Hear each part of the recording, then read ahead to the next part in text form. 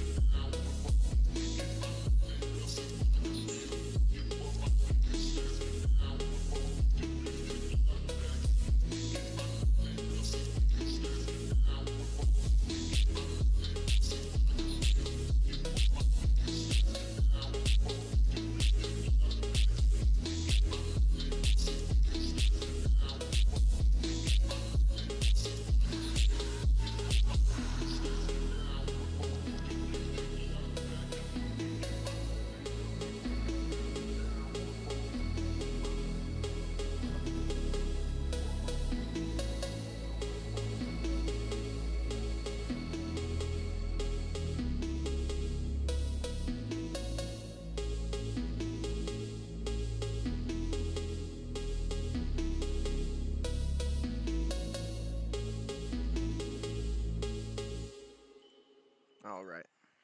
Let's get it. What's going on, everybody? Welcome to Exposing Powerful Lies. Today we're going to be watching a little bit of a documentary. Uh, Thought it was important enough, and I want to share it. I'm sure many of y'all have family members and friends who have autism, and myself, I personally, it's like a constant battle talking with people who are more on the other side of things. And so this is a brand new documentary that just came out, and I'm going to skip the preamble. We're just going to go right into it. Also, we're going to be back, later tonight with more of our usual streams, but this is a little bit different. It's a documentary by Del Bigtree. Just came out.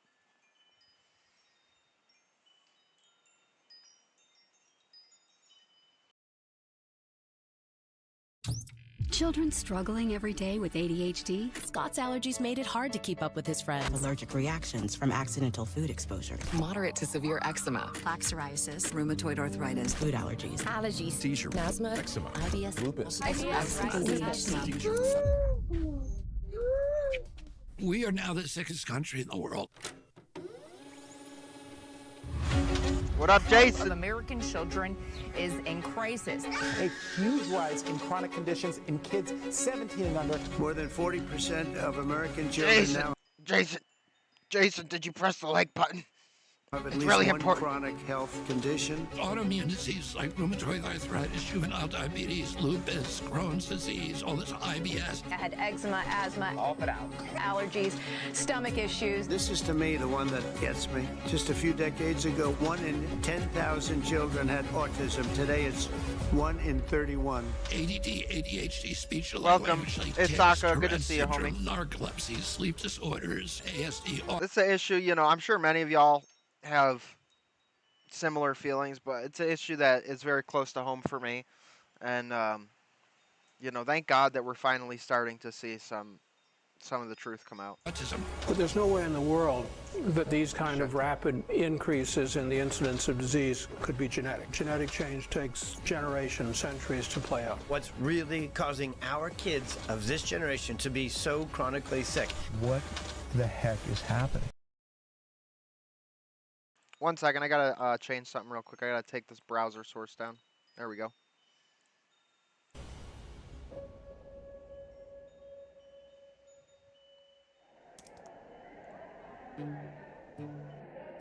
America is the sickest nation in the industrialized world.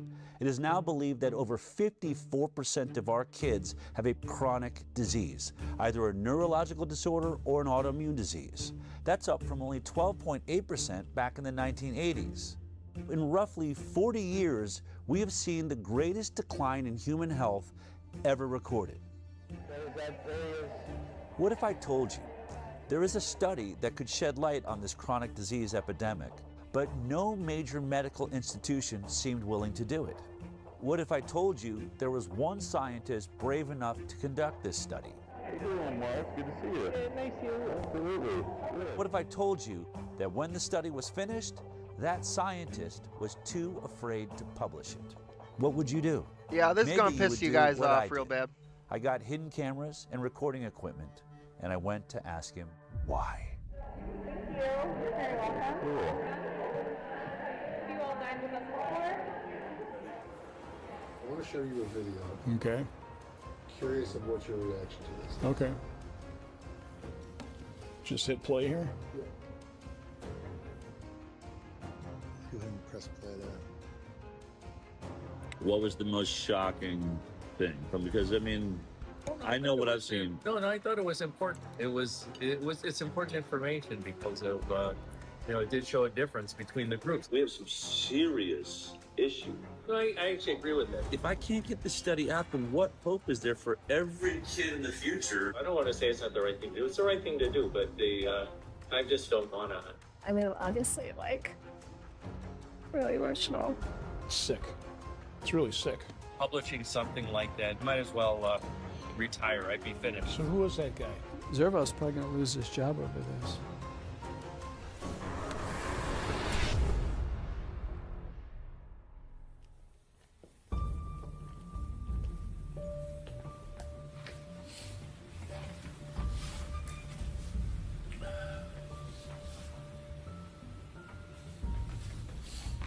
You know, I'm thinking before we get into the hidden cameras and the study and Dr. Zervos and all that, why don't we just take it all the way back to how this actually started?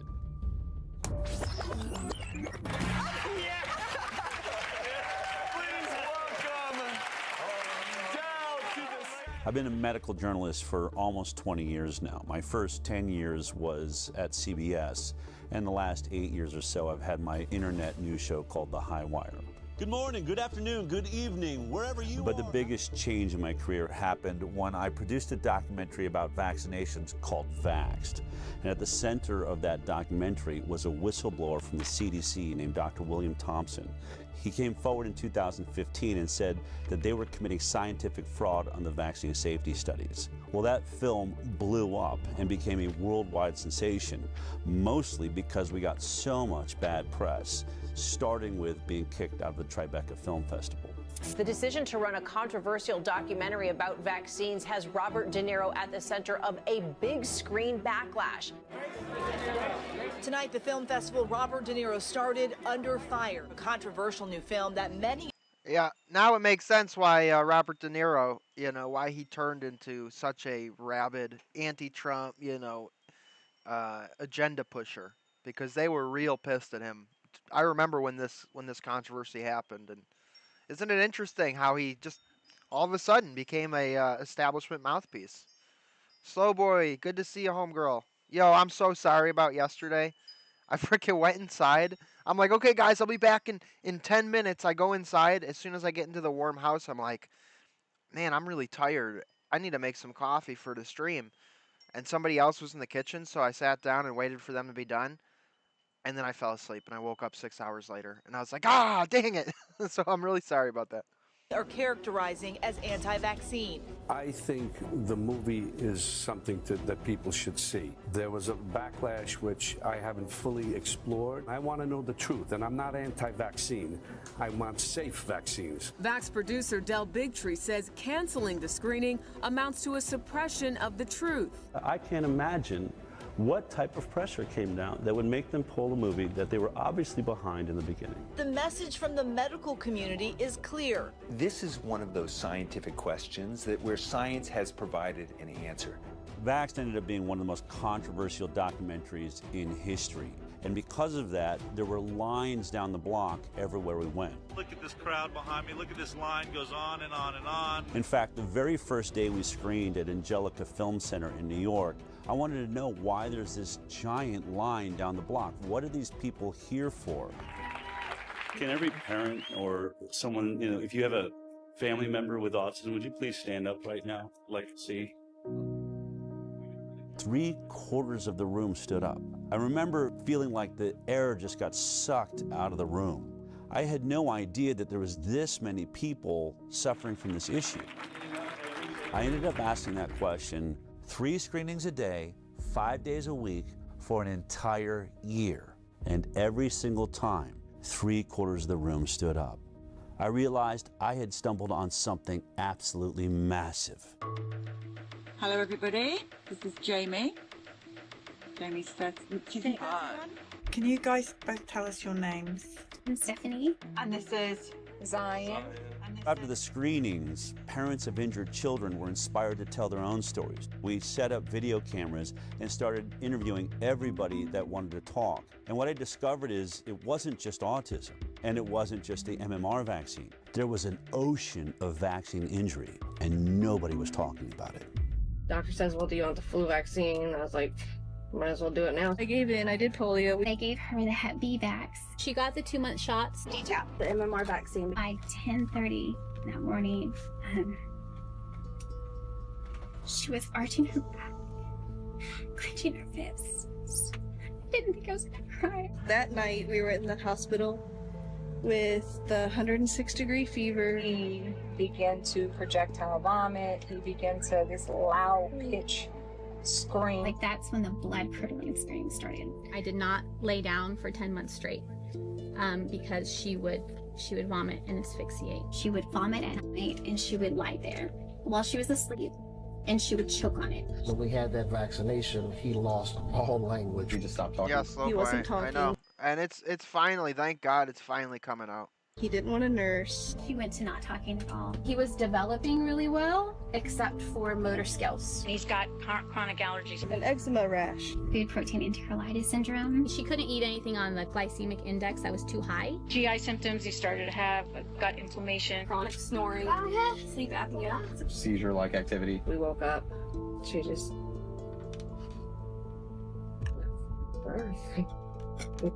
She died in your arms. Yeah. I continued to vaccinate her and make her worse and make her sicker. The guilt and it's so overwhelming. They killed my daughter.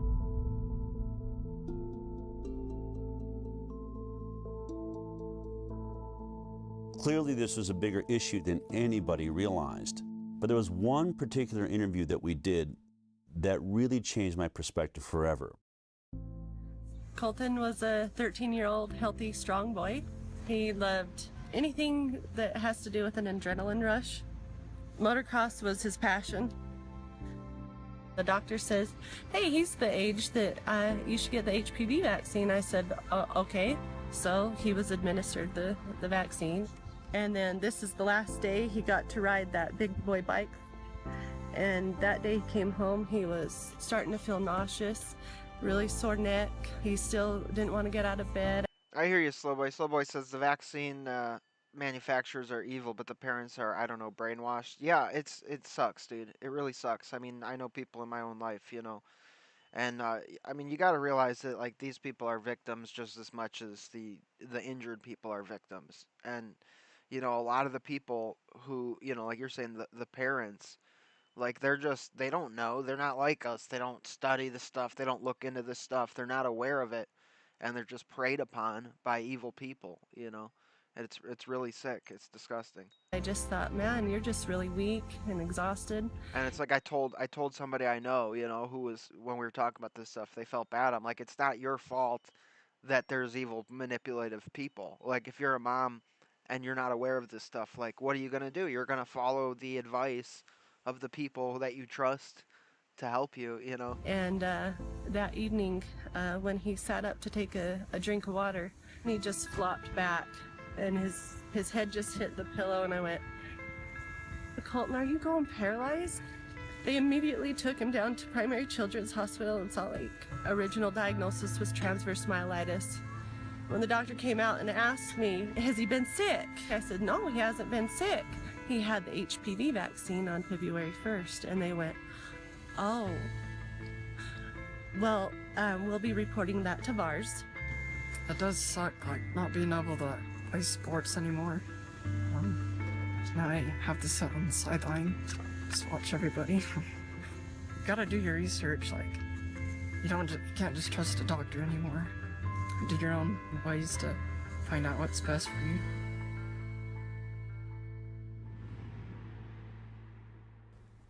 Unfortunately, Colton ended up taking his life in 2018 because he believed he'd become too much of a burden on his family.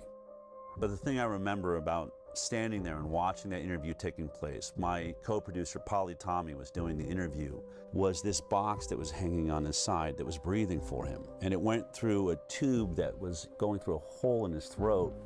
And he literally had to wait for it to fill his lungs with air before he could answer a question. So he'd go, and then he would start answering the question until he ran out of air. I thought about all of the people that accuse these so-called anti-vaxxers of bringing back polio or the iron lung. Once vaccination rates fall, you're going to have a lot of people getting sick and a lot of children paralyzed for the rest of their life with polio. I thought, he's wearing an iron lung. You're not laying in a metal tube anymore. They've reduced it down to a box that hangs on your side and a hose that goes to your throat. But in this case, he wasn't paralyzed because he had polio. He wasn't paralyzed because he didn't vaccinate. He was paralyzed by the Gardasil HPV vaccine. I chose to get my daughter vaccinated because I want her to be one less woman affected by cervical cancer. One less. Gardasil. Then I went home and started looking up all of the inserts, the warning labels that are wrapped around all of the childhood vaccines, and most of them say it right there in serious adverse events. Guillain-Barré syndrome, that's paralysis. Or transverse myelitis, paralysis. And I realized polio vaccine is a success. We didn't eradicate paralytic diseases with the vaccine program. The vaccine works. We're causing paralytic diseases with our vaccine program.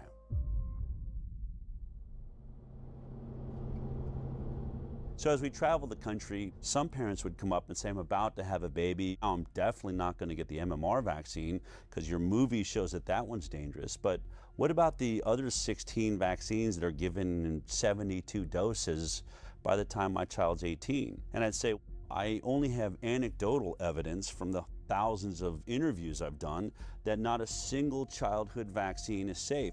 But that's not scientific. I wanted something better. I wanted to get to the bottom of this. So I started a nonprofit called the Informed Consent Action Network. Based on the Nuremberg Code's right to voluntary consent, the German Air Force, the ethical principle globally agreed upon in the wake of the Nazi doctors' horrifying human experiments, of inmates in concentration camps for experimental purposes, where it states the voluntary consent of the human subject is absolutely essential, and there should be no element of force, fraud, deceit, duress, or overreaching or other ulterior form of constraint or coercion. What I wanted to do was investigate the entire vaccine program. I was really focused on one thing. We hear that vaccines are safe. And effective. But before we even worry about if they're effective, how did we determine they're safe? We started looking at all the science around the world, but we hit a big roadblock. You can't sue a manufacturer of a vaccine. It's one of the only products in America that has what they call liability protection. The reason is because of a law that was passed in 1986 by the US government. The pharmaceutical industry basically blackmailed the government, and they said, we are losing so much money from lawsuits for death and injury from our vaccines, we can't make a profit. Studies have shown that the whooping cough or pertussis vaccine causes brain damage. The controversy isn't really over the fact that it happens, but how often it happens. And they said, if you want us to continue making vaccines, you're going to have to take on the liability. And our government agreed to that. If you want to sue or you want to get any information outside of what's publicly known, you're going to have to sue the government. And that's when I realized I need a constitutional attorney. And I found a guy named Aaron Siri. Mr. Siri, you're not a medical doctor, are you? No, sir. And you're not an immunologist or biologist or any kind of... Or vaccinologist, no, but I depose them regularly, including the world's leading ones with regards to vaccines, and I have to make my claims based on actual evidence when I go to court with regards to vaccines. I don't get to rely on titles. Okay. Okay. He had a genius way forward. We're going to sue the government agencies, HHS, FDA, NIH, and we started winning. And what did we prove in those lawsuits? That the entire science behind vaccine safety was nothing but a complete fraud.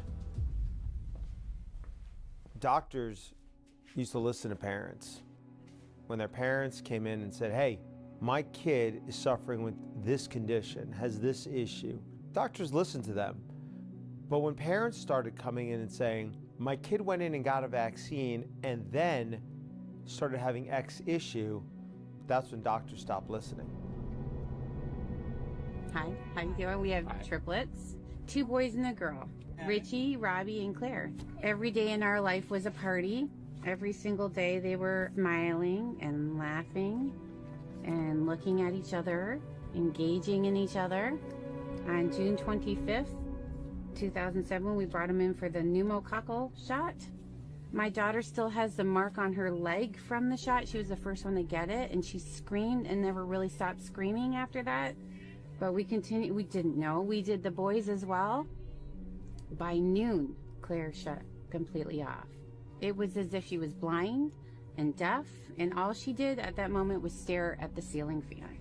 So that was at noon. We had the shot at 10 a.m. 2 o'clock, we watched Richie shut off. They lost all their reflexes. I'm an educational audiologist. I actually did the test for the stapedial reflex, which is a little muscle in the middle ear, just to see if a muscle they can't control was still working, and it didn't. The stapedial reflex dampens sound, so your ears don't hurt from a really loud sound, and both of them had no stapedial reflex. They stopped blinking, stopped yawning, stopped coughing, stopped sneezing. The worst is when we saw the final one shut down. We were told it was genetic, and then we were told by geneticists that there's no possible way 3 children would shut off on the same day. So we had severe autism spectrum disorder for all 3 kids entering kindergarten. We have spent hundreds of thousands of dollars trying to recover them. The only person that we got back is Robbie. The one that was last to shut off. Richie can only say single, maybe 2 words together. Claire is still completely nonverbal, not potty trained, and Robbie is approaching grade level, but severe OCD. Want me to tell you what a day in our life is? So you got, say, a 6 or 7 or 8 year old child who's not potty trained, and at 2 or 3 or 4 o'clock in the morning they fill their diaper. Well, you assume that's pretty uncomfortable, so they take it off. Pretty soon it's all over them. It's all over the bed. In short order, it's all over me. It's all over her. I'm snapping at her. She's snapping at me. We're both snapping at the kid, who is the only innocent party in the whole scenario. And the one thing that's conspicuously absent from that scenario is anybody who told you that shot was safe. They're all asleep in their bed. They haven't got a problem in the world. This one story of Richie, Robbie, and Claire puts an end to any discussion that autism is only caused by genetics. There is no genetic explanation that would turn 3 brothers and sisters off on the exact same day. What you should do when there are widespread complaints that a product is causing a given harm is you should study it. Vaccines should be tested like other medicines. They should be safety tested. And unfortunately, vaccines are not safety tested. Of the 72 vaccine doses now mandated, essentially mandated, they're recommended, but they're really mandated, for American children, none of them, not one, has ever been subject to a pre-licensing placebo-controlled trial. Health and Human Services Secretary Robert Kennedy Jr. has been torn apart by mainstream media for saying that there's no placebo trials being done for vaccines. But he's right. It's exactly what we found in our lawsuits against the government. Not a single childhood vaccine is going through a double-blind, randomized, placebo-controlled trial prior to licensure. That's the gold standard of safety testing for all pharmaceutical products, but is being skipped for vaccines. In case you forgot how a double-blind, placebo-based trial worked as we discussed it back in high school science class, let me remind you. We break up a group of kids into 2 groups. One group is going to get the vaccine. The other group is going to get a placebo, which is a product that has no effect on the human body. When it comes to an injectable like vaccines, that is a saline injection. Then it's called double-blinded because both the scientists and the patients are blinded from knowing which one they got. Did they get the vaccine or did they get the placebo? This is so that the scientists will not manipulate the study in favor of the pharmaceutical industry that will stand to make a lot of money if this vaccine proves to be safe. Then we track these 2 groups for 2 to 5 years, sometimes as long as 10 years for a lot of drugs. And at the end of that study, we unblind both the patient and the scientist. So we look at both groups, the vaccinated and the placebo group, and we compare their health outcomes. Who had more cancer? Who had more diabetes or ADD, ADHD or autism or Tourette's or lupus or multiple sclerosis? All of these things that are currently skyrocketing in the United States of America. And if, when you compare them, they both turn out the same, there's the same amount of issues in the vaccinated group as is in the placebo group, then you know it's safe. You've established what we call a safety baseline. But if the vaccinated group has more issues than the placebo group, then we know it's not safe and it shouldn't be put on the market. Only one problem. Not a single vaccine on the childhood schedule has ever been through a double-blind, placebo-based trial. Therefore, they cannot say the vaccines are safe based on science. Are all vaccine trials placebo-controlled? No, and nor should they be. So, for example, when Prevnar 13, so Prevnar was a conjugate pneumococcal vaccine. The FDA has approved a new pneumococcal vaccine. It had to be tested in the phase 3 trial, and so the control group there was Prevnar 7 and had been shown to work. It will replace Prevnar, which was effective against 7 serotypes. You can't ask parents to put their children at risk of pneumococcal disease when there existed on the market at the time a vaccine to prevent that. And the World Health Organization has been very clear on this. That would have been considered an ethical trial. Dr. Paul Offit's one of the big proponents of vaccinations, probably because he's made a vaccine and made a killing off of it, the rotavirus vaccines on the childhood schedule. It doesn't matter whether I financially benefited or not. He likes to go around and say, well, we can't always do placebo trials, especially if there's already a vaccine that covers that disease. So he'll use an example like Prevnar 13. Prevnar 13 in its safety trial was tested against Prevnar 7, the earlier version of the vaccine. And he'll say you cannot test Prevnar 13 against a saline placebo because it would be unethical. You'd be denying children access to a vaccine that is already on the market, and that's not fair to them. But what he leaves out is that Prevnar 7 was never tested against a saline placebo, so we don't know if it's safe. So Mela, this is not Vaxxed. This is a brand new documentary that just came out called An Inconvenient Study. And once we get into like what actually happened, like it's gonna make you guys mad. Testing one product we don't know the safety profile on with another product we don't know the safety profile on, and this is how the entire vaccine schedule works. I like to call this the whiskey study. Let me explain. Let's say there's a group of people that are complaining that whiskey is making people drunk and they're crashing their cars and people are getting killed. Now, in order to test does whiskey cause car accidents, you would set up a double-blind placebo trial. One group, the test group, would get the 10 shots of whiskey. The other group, the placebo group, would get 10 shots of water. And then we'd have them both drive on a driving course and see who has more accidents. It's obvious. But in this case, the whiskey company is the one doing the study. And what they say is, oh, we're going to do a placebo-based trial, but our placebo-based trial is not going to be water, it'll be vodka, another product already on the market. And so 10 people get the whiskey shots and 10 people get the vodka shots, and they had them all drive, and guess what? They had just as many car accidents. Therefore, whiskey does not cause car accidents because it didn't cause any more than the vodka did. And so to take this all the way to the end of Dr. Paul Offit's point, if vodka had ever been tested against 10 shots of water and there was no car accidents in the vodka group, then it would make sense to test the whiskey against the vodka. But we all know that study was never done, just like no vaccine placebo study was ever done. All you have to do is type in FDA licensed vaccines on your computer, and every vaccine that they give your child on the childhood schedule will appear there. And then you can click on any one you're interested in. Let's click on Recombavax HB.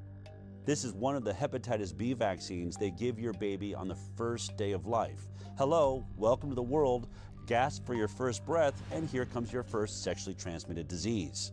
Now, go to vaccine insert. This is the insert or the warning label that is wrapped around the vaccine when it's delivered to your doctor. It has all kinds of information like what's in the vaccine, all the ingredients, side effects of the vaccine, but I want you to focus on section 6.1. This is where they talk about the clinical trial they relied upon to establish safety. It's always 6.1 on every single vaccine, so you can look at all of them. But in this one, you'll see that there was only 147 children in the entire trial. And they were only monitored for 5 days after each dose. 5 days. So think about it. Would you take any drug that was only monitored for safety for 5 days? If your child dies on day 6, it wasn't captured by this trial. They'll say, we didn't see any deaths. If a child had autism 2 years later, or other autoimmune diseases or neurological disorders, things that take years to develop, they'll say, we didn't see any in our trial. This is why every drug we take goes through a multi-year safety trial. Most of your issues are going to take years to develop, and if your study isn't that long, you'll never, ever see them. We had an interesting opportunity to talk about this with Dr. Stanley Plotkin, who's considered to be the reigning godfather of our vaccine program. Dr. Stan Plotkin. Dr. Plotkin. Virtually every country in the world is affected by his vaccines. Like the rubella vaccine, the rotavirus vaccine, rabies. He trained just a generation of scientists, including myself, to think like he thinks. He developed the standard textbook for vaccines in 1980. Slow boy, thank you. I just turned it up. Bill Gates calls his book a Bible for vaccinologists. I hope it's more accurate than the Bible. In 2018, our attorney, Aaron Siri, had the opportunity to depose under oath Dr. Stanley Plotkin, and he asked him this exact question: is a 5-day safety trial long enough to capture all of the side effects that people are complaining about? Uh-oh, we're freezing up here. We're freezing up. I'm going to pause it and see if that'll catch it up. Yeah, I just turned up the desktop audio, so hopefully that goes better. Out from the hepatitis B vaccine? What is going on here? Here, let me close this out and reopen it up. We're at 2732. Let's try this. Window capture, remove. I think my computer's derping out a little bit. Let's see. Movies. 2732. 2732. Okay. Safety trial long enough to capture all of the side effects that people are complaining about from the... All right, and then we're going to re-share the screen. Yeah, hopefully the volume is better now. I apologize for that. I'm really stupid when it comes to OBS. A hepatitis B vaccine? Dr. Plotkin, this is the product, the manufacturer insert for Recombavax HB, correct? Yes. And the clinical trial experience would be found in section 6.1, correct? Correct? Dr. Plotkin? Yes. Okay. In section 6.1, when you look at the clinical trials that were done pre-licensure for Recombavax HB, how long does it say that safety was monitored after each dose? Let's see.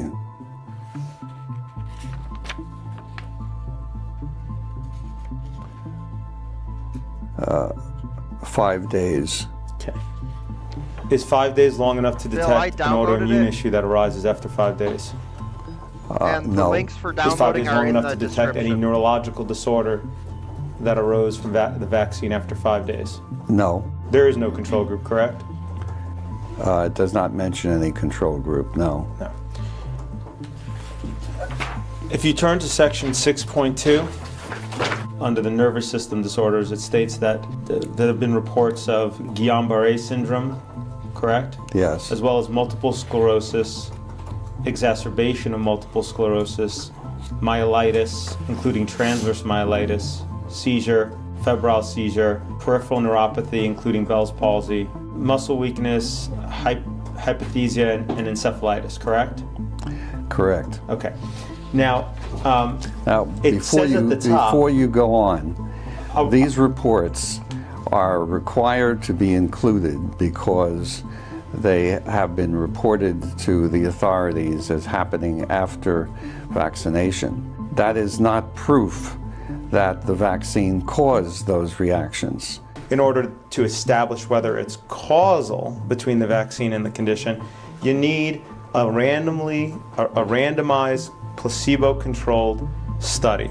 But that was not done. Yeah, Banhammer, as far as being flagged, I purposefully am avoiding putting the name of the documentary into our episode's description and chat or title, because even though things are a lot less sensory than they were, they're still pretty bad. And as for the copyright, this they put this movie out for free, and they want people to share it around.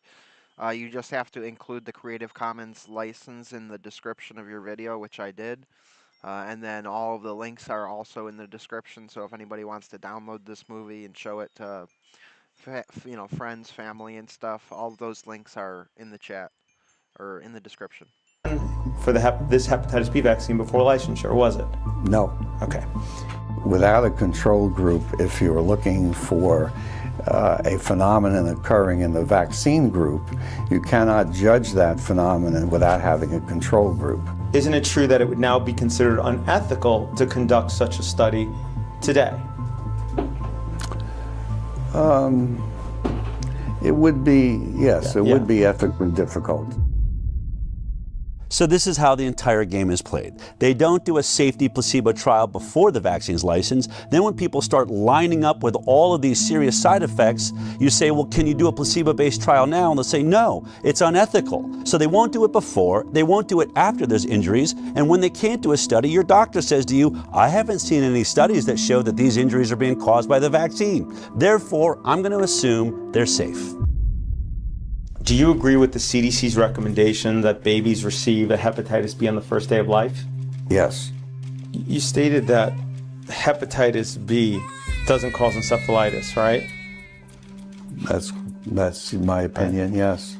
But the IOM, after doing its review, determined it couldn't find science to support a causal determination one way or another.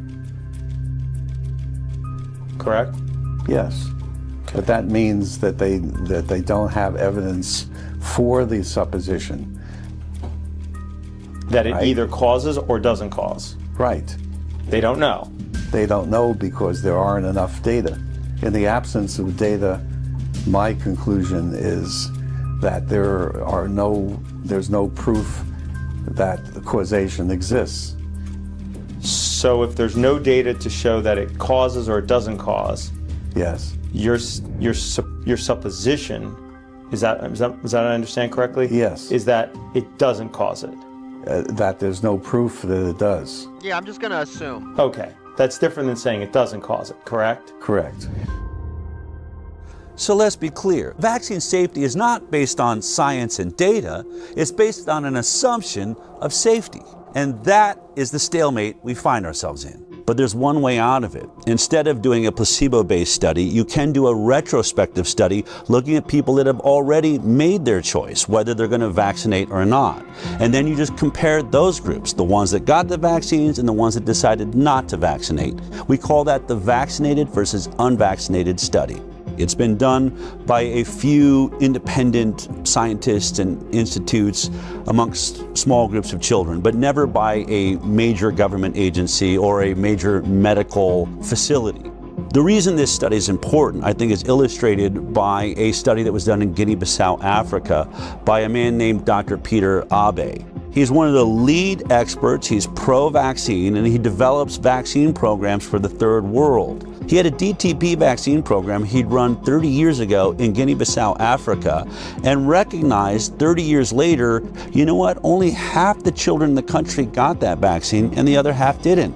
I could do a perfect comparative study between the vaccinated and the unvaccinated. And when he did that study, the results blew his mind. This is about vaccines. And I think it's important to recognize that no routine vaccine was tested for overall effect on mortality in randomized trials before being introduced. I guess most of you think that we know what our vaccines are doing. We don't. The program we are talking about at the time, the vaccine program, was introduced sort of in the late 70s after the success with the eradication of smallpox. WHO made sort of the first immunization program for the low-income countries. What comes out here, you had 2.3 times higher mortality if you are DTP vaccinated. And that is the most commonly used vaccine in the world. So the whooping cough vaccine or pertussis vaccine was associated with twofold higher mortality. You can have a vaccine which is fully protective against a specific disease, but associated with higher mortality. How is that possible? After looking at this study, it was clear that the vaccine did protect against the diseases they were vaccinated for. The kids didn't die of diphtheria, tetanus, and pertussis. Only one problem. Once they looked at it, they were dying at 5 times the rate of all of these other issues. So it was clear that though it was protecting against these diseases, it was weakening their immune systems to all sorts of other problems. One of the other scientists on this study did a TED Talk on this. In spite of being protected against 3 deadly diseases, the introduction of DTP was associated with increased overall mortality. Children who received DTP vaccine had 5 times higher risk of dying than those who didn't. And this is just one example of many studies now done of DTP vaccine, and they all show the same. DTP vaccinated children have higher mortality than those who didn't get DTP. So it appears that DTP vaccine has negative non-specific effects. The protection against the 3 deadly diseases comes at a very high price, namely increased risk of dying. So, with the best of intentions, the use of DTP vaccine may kill more children than it saves. I know these results are extremely uncomfortable, and most people, including myself, just wish they weren't true. But this is what the data tells us. That was just a study of one vaccine in a group of children. What if you studied children that were receiving not one vaccine, but between 72 and 100 vaccines by the time they're 18? Of course, I'm talking about the most vaccinated nation in the world, the United States of America. Our federal health authorities actually paid the Institute of Medicine to look at the safety of the vaccine schedule as a whole. And the Institute of Medicine, after conducting that review, came back with a report in 2013. The report said no studies have compared the differences in health outcomes between entirely unimmunized populations of children and fully immunized children. It's the CDC's responsibility to do those studies, and they've been ordered again and again and again to do them, and they have refused. But the Institute of Medicine has looked at the vaccine schedule and said in their 2011 report, there are over 150 injuries that are likely to be associated with vaccines that have never been studied. Well, what did the CDC do after the Institute of Medicine issued that report? Instead of doing the study, they ended up doing a study on how to do a vax versus unvax study. It went and it paid a whole lot of money to issue a white paper on how to conduct that study comparing vaccinated versus unvaccinated kids. That white paper came out in 2015. Now, here we are in 2025, 10 years later. They've still never published that study. Now, have they never done the study? I can't tell you. This is information that vaccine safety advocates want and have been asking for a long time, and I'm not sure why it hasn't been done. This simple study would shut up every anti-vaxxer forever. I have to believe that they have done this study every way they possibly can, and they can't seem to figure out how to make it look like the vaccinated are healthier. But that's just my opinion, based on several other studies I've seen that did compare vaccinated to unvaccinated, but mainstream medicine says, well, the cohort was too small, or they poke holes in it saying it wasn't done by a major medical institution. So if we're ever going to get a vax versus unvaccinated study that people believe in, it's going to have to be done by highly credited scientists at a major medical institution who has a database big enough to do a thorough, robust investigation comparing the vaccinated to the unvaccinated. As fate would have it, Dell met the head of infectious disease at Henry Ford Health System, Marcus Servos.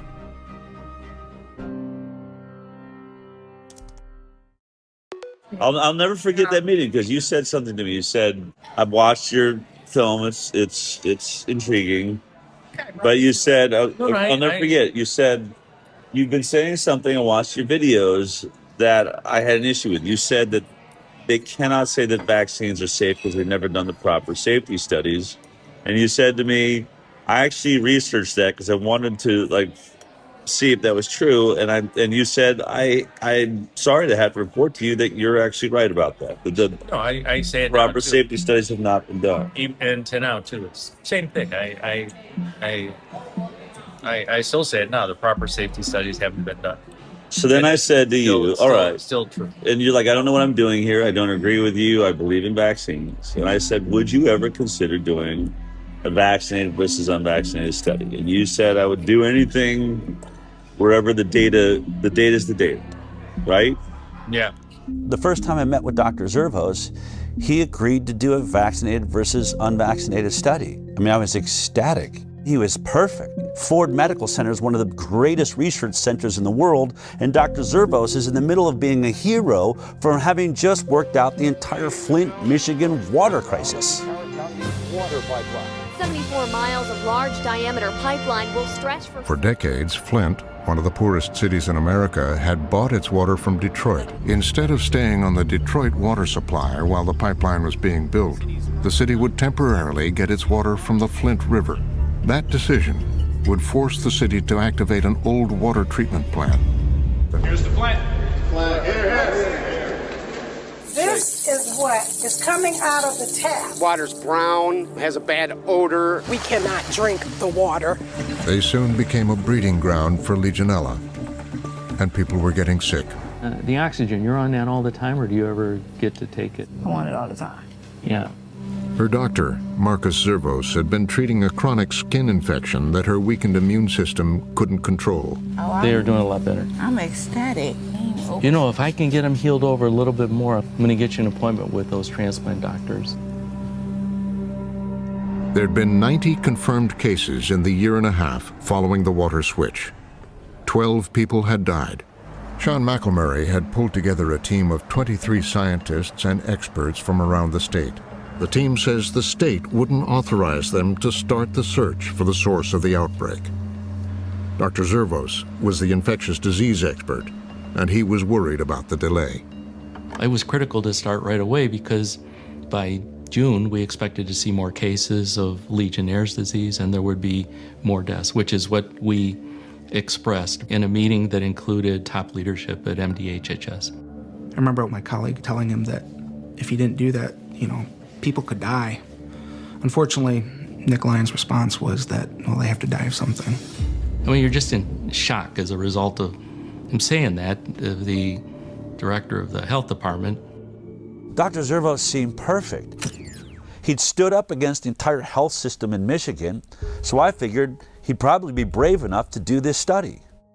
But then a couple of years went by and still no study. I called Aaron and said, why don't we go see if we can't convince him to finally do this study? I flew down to Michigan and we went to meet Dr. Zervos in person. We said, look, here's your opportunity. The results should be directly in line with the orthodoxy. The vaccinated kids should be healthy across the board. He could be hailed a hero for finally shutting up the anti-vaxxers. He said he's willing to do it. The study was going to use the data they literally already have in their fingertips. The data of millions of people who are already in the Henry Ford Health System database, including hundreds, maybe thousands of completely unvaccinated children, as well as obviously children who are vaccinated. What that would allow is taking that multi-million person database, segregating out the children who had been in the Henry Ford system from birth continuously for a few years. Because it's a captive HMO environment, meaning it provides the insurance and it provides the medical care, it has most of the health records for these kids, including if they go out of the Henry Ford medical system, Henry Ford, as the insurer, was still paying for it. So they have the health codes for all the medical services that these kids got. So if you segregated out those kids, now you have a cohort of children from birth for at least a few years where you knew everything about them. I previously was a program director at Henry Ford Hospital, so I know it well. It's one of the best integrated health systems to do research. Henry Ford receives over $90 million in annual research funding, with nearly 700 residents and fellows in 53 ACGME accredited training programs. I think Henry Ford, like other institutions, has a bias towards the goodness of vaccines. You can't miss it. It's a full-page letter here from Henry Ford with 56 signatures saying in bold letters, the science is clear, vaccines save lives. If the results came back demonstrating that the battery of vaccines was associated with chronic diseases and that unvaccinated appeared healthier over time, such a result would be particularly convincing. I'm for vaccines. I'm not, I'm sitting here laughing at the live chat. Anybody who's watching this after we're done going live, they're just going to see me sitting here laughing while they're saying all this sad stuff. I'm sorry. It's the chat. I'm sorry. We're talking about something totally different. I'm obviously for vaccines, but I think it's the best way of controlling infectious diseases, which are deadly. I'm for mandatory vaccination. Henry Ford is mandatory vaccination because of me. Henry Ford is one of about 90 healthcare systems across the United States that are working to enroll a total of 30,000 volunteers in the Moderna COV vaccine study as quickly as possible. This is the worst pandemic of the last 100 years, and our best hope of dealing with this is by having an effective vaccine. Henry Ford is requiring all 33,000 staff members to be fully vaccinated by September 10, 2021. The health system says this is consistent with its existing vaccination policy, which includes team members get the flu shot every year and stay current with other vaccinations. It appeared to me that Henry Ford was pro-vaccine, not anti-vaccine. So I had to assume the only reason they would do this study was to prove us wrong. Dell and I thought that was an excellent opportunity. They can do the comparison and presumably they could get it published. We only had one request. The ask was, whatever the outcome, you publish it. Would he stick to that if the results show that unvaccinated kids are healthier? And when he realized that if he submitted that for publication, he's going to face the wrath of his entire profession, didn't know. This was our greatest fear. I mean, vaccines are the holy grail of modern medicine, and anyone that decides to challenge vaccines in any way are essentially considered heretics. Vaccines are safe. Vaccines are safe and effective. Vaccines are safe and highly effective. Safe and effective. Safe and they're highly effective. Vaccines are one of humanity's most incredible accomplishments, and they've saved millions of lives. Childhood vaccines have prevented about 4 million deaths around the world every year. The overwhelming majority of pediatricians in this country strongly support vaccination. Missing her vaccination dates. We're not vaccinating. The schedule as it's currently recommended is well tested. We've studied them in so many millions of children. Billions of people. Decades of extensive peer-reviewed scientific studies. Centuries of science. The science is pretty settled. Settled for many years now. This idea that we're taking too many vaccines, there's really no science to back that up. The scientific community publishes paper after paper after paper. There is nothing to see. There's nothing to see. I will not stand here and let conspiracy theories distract from real solutions. Most doctors can't tolerate being called quacks or having their reputation destroyed. And I went from treating the head of the laboratory at my hospital for hypertension to becoming, somebody that was doubted on every levels after a while because of one thing that I said, which was, can we stop giving vaccines to my sick patients and give it to them on the day of discharge? And had they not tried to intimidate me, doubt me, and pushed me to research and show that what I saw was actually real, I would still be lockstep working as a regular doctor. The Florida Department of Health, in partnership with the governor, is going to be working to end all vaccine mandates in Florida law. All of them.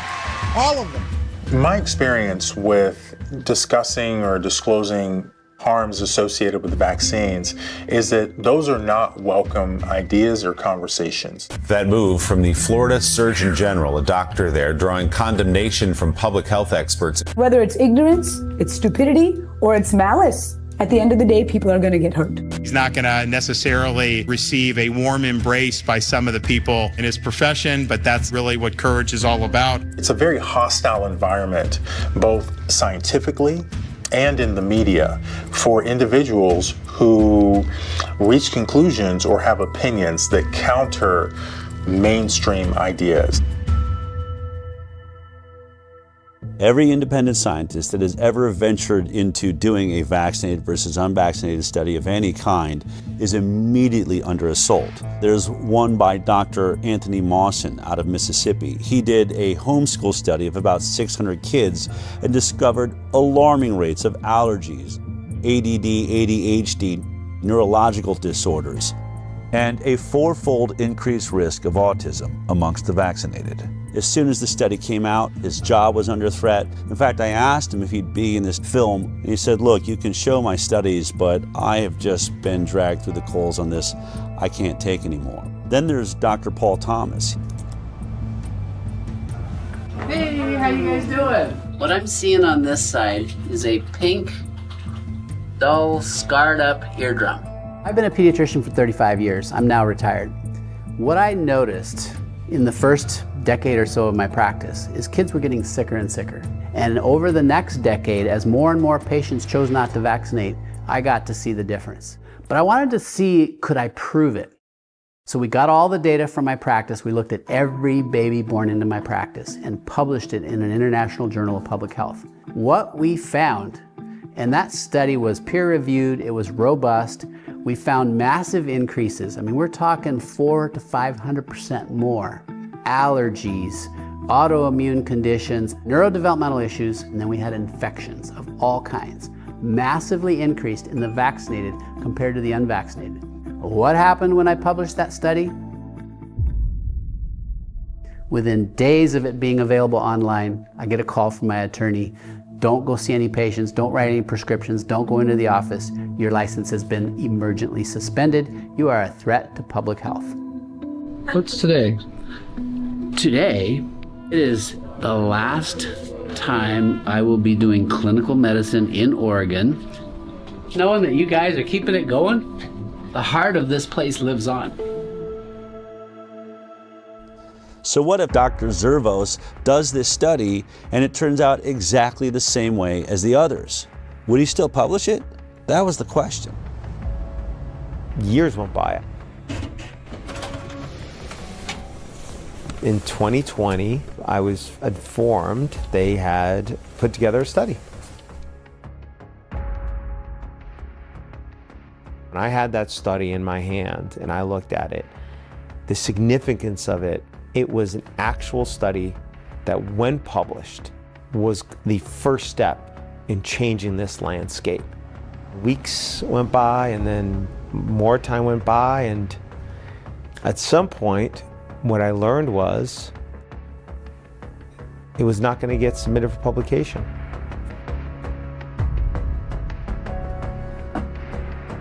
Aaron called me and said they finished the study.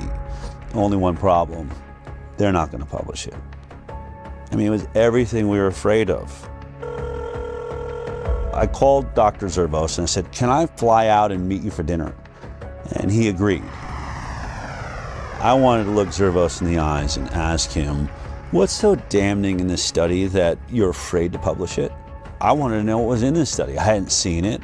I also imagined there's got to be a way to talk him into publishing this study. But one thing was for sure, this was my last chance. I'm going to bring hidden cameras and recording equipment so that no matter what happens at this dinner, I can prove it happened. What do you think about the study you guys have done? It's important information because of, it did show a difference between the groups. I don't know how to. Oh, she got it. How to explain? I don't know how to explain it, but it's important. It was an important finding. I mean, the study was for what. Do you find any flaws in the study? I mean, is there a way they could do the study? You can do the study better with what's there? Not that I. Not no. That I don't.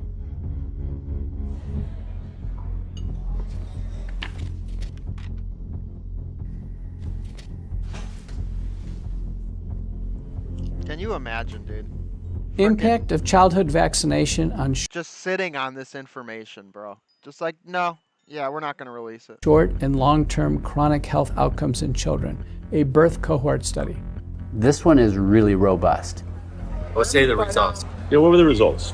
The CDC put out a white paper on how you would look at vaccinated versus unvaccinated, and we followed it to a T. I agree with that. No. Do you agree with that? We 100% did. We looked at this every other way and sideways.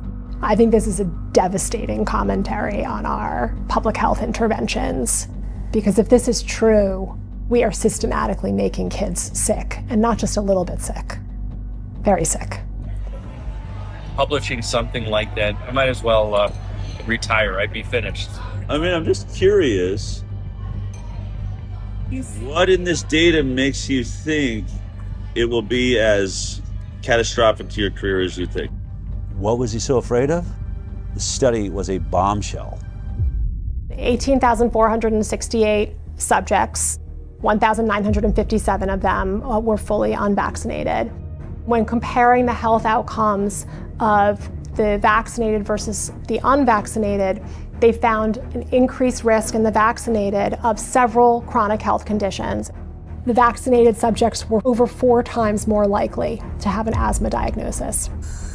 4.29 times in the adjusted. And that seems, I've looked at a lot of studies, that's 3.26 to 5.65. They also found 3 times the risk for atopic diseases, which is kind of a subset of allergic diseases. They found almost 6 times risk for autoimmune disease. The autoimmune diseases this paper looked at include thrombocytopenic purpura, rheumatoid arthritis, SLE, systemic lupus erythematosus, MS, multiple sclerosis, and Guillain-Barré syndrome. Damn near freaking everything, dude.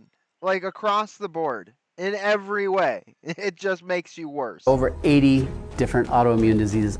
And what their data showed for autoimmunity, 6 times increase in those who got vaccines when compared to the unvaccinated. It's infuriating. Which is staggering, because autoimmune disorders really represent significant morbidity and health costs and suffering, accrued over a lifetime. Neurodevelopmental disorders. What kind of numbers are we talking about? Do you remember? 5.5 times risk for neurodevelopmental disorders. We know that the immune system is intimately connected with both brain development and brain functioning. And so when the immune system gets triggered by illness, potentially by vaccination, you can get neuropsychiatric symptoms, presumably related to brain inflammation and immune processes in the brain. 2.92 times the amount of motor disabilities, 4.47 times the amount of speech disorders in the vaccinated compared to the unvaccinated. 3 times the rate of developmental delay.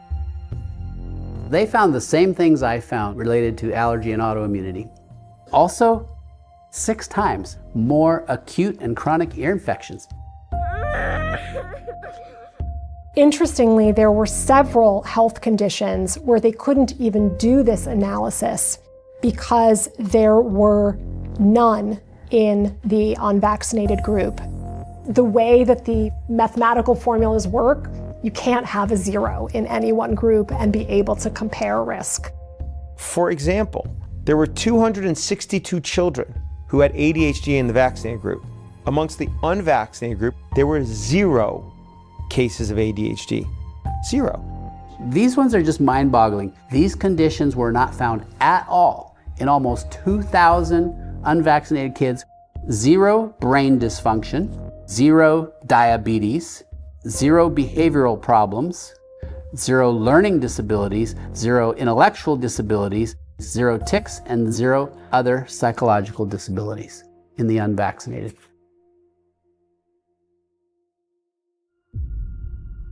I'm going to read the conclusion here. Despite this, and in contrast to our expectations, again, the author's expectations was they'd conduct the study and probably find vaccinated people a whole lot healthier than the unvaccinated, right?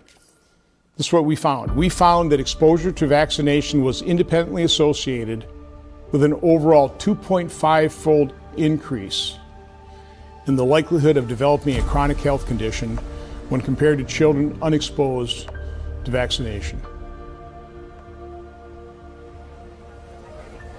Any vaccine, even just one, compared to none, had 2.5 times more likely to have a chronic health condition. There were no chronic health conditions associated with an increased risk in the unexposed group. None. What does this graph mean? So there's literally, there's 0 risk of not getting any, and then there's all this risk of getting them. To me. So it's no vaccines versus vaccines. That's basically your likelihood of not having a chronic health condition. They did something called time to event analysis. At 10 years, the likelihood of being free from a chronic illness was only 43% in the vaccinated group versus 83% in the unvaccinated group. It's a big difference. So if you're unvaccinated, you stay up here above the, like was it 80% of you are going to be perfectly healthy, whereas you're dropping below the 50 percentile, which is exactly what I've been stating. I've been saying 54% of America's children have a chronic illness now. It's right there. And that's basically what that's showing. 10 years follow-up. 57% of the vaccinated had a chronic health condition in just 10 years. That should shock everyone. Let's remember, the entire conversation of the moment in America is the fact that 54% of our children are chronically ill. And here we are looking at the study, and it's almost exactly those numbers. 57% of the vaccinated are chronically ill, whereas only 17% of the unvaccinated. I think because I have an interest in vaccines and I understand off-target, non-specific effects, I was sad, but I wasn't surprised. I can tell you that these data are consistent with my greatest concerns regarding the childhood vaccination schedule. That despite the good intentions of the field of vaccinology, that is backfiring on us. In virtually every single chronic health category, the vaccinated are doing far worse. But there is one issue. It's the one that I have been talking about for years and puts me into the middle of this entire investigation, and that is autism. And in this study, it appears that there was no statistical significance with the vaccine-autism connection. And I wanted to know why. Yet autism is neutral. Does that mean we're wrong about autism, Mark? No. No? No. It's there are a lot of variables involved, and it's hard to control for. When you don't have a lot of instances, as occurred here with autism, where you only have 23 instances of autism in the vaccinated group and 1 instance of autism in the unvaccinated group, that wasn't enough instances to actually be able to determine whether or not there is a statistically significant increased rate of autism.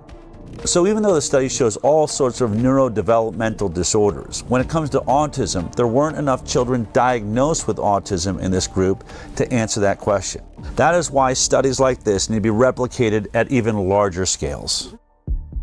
The fact is there's a signal, and the signal is unvaccinated kids healthy. That should be a very important positive study. Yes. The converse of this is kids that are vaccinated, it doesn't look so good, particularly for the neuropsychiatric disorders.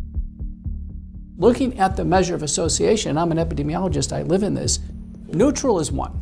Neutral means no association is 1. If it's 2, it means there's a 2-fold risk.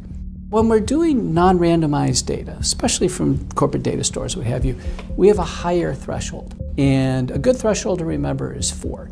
If there's a 4-fold increased risk in a data set, if we were to go do this somewhere else, almost certainly we would find an association when this is telling us that the risk relationship is greater than 4.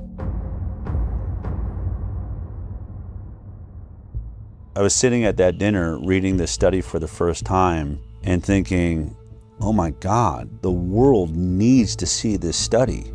But the more I pressed Dr. Zervos to publish it, the more excuses he had.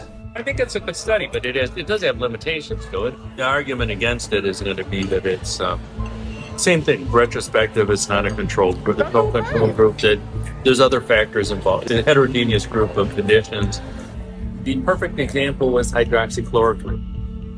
Did I happen to mention that not only was Dr. Zervos at the center of the Flint, Michigan water crisis, he was also at the center of the hydroxychloroquine study that was done by Ford and showed a 50% reduction in death for those that received hydroxychloroquine. And for that, he got attacked by Tony Fauci and virtually everybody in mainstream media and the medical world. The Henry Ford Hospital study that was published was a non-controlled retrospective cohort study. So that study is a flawed study. In the PR at Henry Ford, they put a gag order on me. I couldn't talk about anything. And they said to me, Mark, so what? So you go on CNN. Which they would be happy. They'd be thrilled to have you on CNN. And you say what you feel. But they're just going to twist what you say anyway and make you look bad anyway. So what good is it going to do? So I should still be able to defend myself and and say what the inaccuracies are. So I'm thinking to myself, maybe the Henry Ford PR was right, is that it's just going to get twisted around anyway, make you look bad, and you get fired. So what good does it do? So what's going to happen with this one is the same thing, is that somebody's going to come back and they're going to say, the study is flawed, as opposed to looking at it in the way that it should be looked at.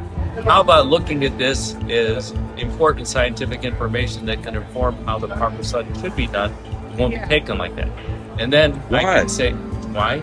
Because there's a political agenda to it. I get it has its issues. Any retrospective study is always going to have the same problems, right? So you always have the same attacks upon it. There are limitations to retrospective studies. That's the reason why we like to do randomized clinical trials when we can, because they don't have the same limitations. The major one that you have to worry about with retrospective studies is things that are different between the groups that you're comparing that you're unable to account for. If you want a flawless study, do a placebo-controlled trial. Any retrospective study is going to have flaws in it. But in this study, they made a point to address many of the flaws that they found themselves. If someone were critical of the study, I think issues that a researcher might raise would be things like the different lengths of follow-up for the groups between the children who received no vaccines and the children who received vaccines. The authors actually did do a sensitivity analysis where they limited the analysis to children who had at least a certain amount of follow-up. When they limited the follow-up time for both the vaccinated and the unvaccinated to 1 year, it's still 2.75 times higher rate of chronic disease in the vaccinated. And when they limited it to 3 years, it's 3.38 times the rate of chronic disease in the vaccinated. And when they limit it to 5 years, it's 4 times greater. So no matter what they did to limit the follow-up time, the results of the study didn't change. The results indicate that the different follow-up period really did not have a substantial effect on the research question that they were probing. Another concern is that there are just big differences in how likely the children who received no vaccines were to seek health care compared to the children who received vaccines. So in other words, could the differences we're finding in the study just be due to the fact that these kids were being seen less often and so they're getting fewer diagnoses? To try and address this, they limited the population of children who didn't receive any vaccines to children who at least had some number of medical visits. And even in that sensitivity analysis, the main findings persisted. In this study, they adjusted for confounders. Confounders can be age, socioeconomic status, gender, racial, ethnic groups, and used a technique called Cox proportional hazards, which means holding all other factors equal, what's the relationship between the factor of interest and the outcome? Even after they were adjusted for, the effect of these characteristics was actually pretty small. I actually expected that those adjustments would have a really powerful effect, but they actually didn't. And when you do a lot of sensitivity analysis and what you're seeing doesn't change much, that can be reassuring. The authors did a good job with the information that they had. I have seen studies on vaccines published in good journals that are much weaker in quality. Is what your study shows, is it important? Yeah, it is important. You know who you should send it to? Well, to what I told you a while ago. Because I'm just not going to do. I'm not going to do it because I don't want to end up like Diddy or. I don't want to suffer what McCullough did. But I give him credit for taking it. Standing up to it. But I'm just not going to do it. I'm not going to do it. In any other climate, in a regular climate, you would have put this study out just as it is. Right? If we weren't in this world of censorship... I'd put it out just how it is. You would? I'd put it out just how it is, yeah. I'd like to just finish out my work, doing international work. Part of my reluctance to do anything is that nothing is going to come out of it other than me losing my job, which I'd rather not see happen. I'm open to it. We're here because I fully respect you, and I recognize the danger of... I said to you, if you do this study... I'm going to repeat it because I don't remember. I said, if you do the study, you're going to come under fire. You said, I don't care about that. I'm all about the data, and I'm about to retire anyway. That's literally what you said. Yeah. So your energy has definitely changed on that. But energy's changing. Let me put it this way. I put my whole career on the line because I saw an issue. Because what? I saw an issue that is affecting the children of America and the world. We have a serious growing problem of autoimmune disease, chronic illness. I'm not saying that vaccines are the only cause, but I'm saying this program needs some serious work. We had much better health when we were getting 10, 20 vaccines. At 54 shots with 72 doses, it is clear we are not making our children healthier. They're going the wrong direction. If there's a way to do this program better, which I believe, I've never said I'm trying to eradicate vaccines from the planet, but we are at an autism rate now of 1 in 26, 28. We have some serious issues. No, I actually agree with that. Is there a different way we could be doing it? Right, but how do we get there if I finally, what are the odds? I find someone like you that has got the clout. If we can't If I can't get this study out, then what hope is there for every kid in the future? I can't do shit for them.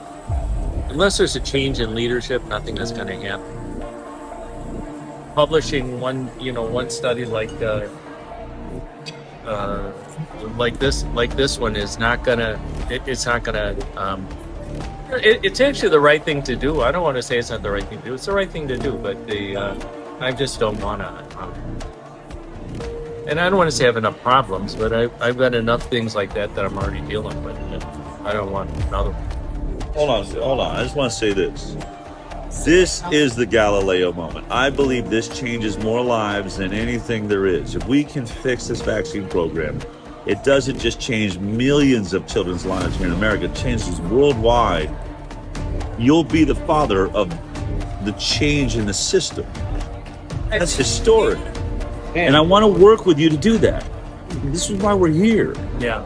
No, I see what you're saying. We have an ability to do something that no one ever dreamed is possible. If it's not you, then who? For some reason, hammering always comes towards me. No, I can't handle it. I really can't. I'm not a good person. I can't handle it. I'm not a good person, but I'm just not going to do it. I'm not going to do it. Because I've got other stuff to worry about. Yeah, I mean, obviously, really emotional. He's just going to compartmentalize it away. I think someone could look at this and be like, it's unconscionable. How could he? And I think the way that he can is the way we all can do things that, not do things we don't want to do is we just convince ourselves, he's saying it doesn't matter. This is one study. It won't move the needle. It's too much for me. I can't. And, maybe he's right. Maybe it is too much for him. It's very important the study sees the light of day. In the scientific literature, and for the advancement of science, we must have balance. There are always pros and cons to everything. And when we have a deep-seated religious bias in favor of vaccines, we've lost balance. And when we lose balance, the entire scientific enterprise goes off track. And when that happens, large populations are harmed. I cannot help but ask myself the question, how many children will suffer a chronic illness that they maybe wouldn't have to suffer had this information been out there? I treat a lot of kids with neurodevelopmental disability and neuropsychiatric illness, and their lives and their families' lives are hell. And I know so many parents who suffer all kinds of guilt. The parents who've had adverse reactions or who've witnessed neurodevelopmental regression in connection with vaccination, they are devastated. I've had so many mothers say to me, my child is like this because of me. At my hand, I did this to them. I think we are absolutely destroying our future by destroying the overall health of our most precious asset, our children. We need to know if this is true. We are morally and ethically obligated to replicate this study again and again and again and find out if this is accurate and if this is true. We have to. The fact that this study hasn't been peer-reviewed and hasn't been published is extremely concerning. It's important knowledge, and other healthcare systems really do need to replicate the analysis. This question really does need to be probed. It's a very important research question. I challenge you, yes, you the doctors, you the researchers, do the research. Find within your data set, within your system, those who are unvaccinated and compare them to the vaccinated cohort. This is one data set. You could replicate this again. There are other captive payer systems. Let Kaiser Permanente Southern California do it. And let the Harvard Pilgrim system in Boston do it. And all the other health systems around the country. And maybe even the CDC with the VSD. And with that, we can start actually addressing the problem that these vaccines might be causing. If these results are valid, this is an absolute sea change in our understanding of the off-target and non-specific effects of vaccination. And we will have to reconsider the way we go about our vaccination program.